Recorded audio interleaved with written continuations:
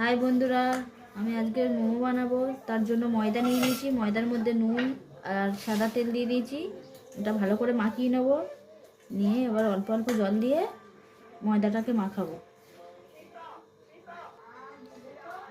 ময়দাটা মাখাচ্ছি, এরকম অল্প অল্প করে জল দিয়ে মাখিয়ে নিতে হবে। মাখানোর পর আমি আবার ফিরে আসছি। ময়দাটা মাখানো হয়ে গেছে, এরকমভাবে মাখিয়ে নিয়েছি নরম করে। খুব নরম না, খুব শক্ত না, মিডিয়াম। মাখাটা আমার কমপ্লিট। এবার এটা আধ ঘন্টা হোক, আপনার হাতে যেমন সময় থাকবে, আধ ঘন্টা হোক 1 ঘন্টা হোক, এরকম ঢাকা দিয়ে রেখে দেয়। এটা এখন থাকবে। আমি এখন মাংসটা রেডি করে নেব। যে চিকেন কিমাটা করে রেখেছিলাম এর মধ্যে এবার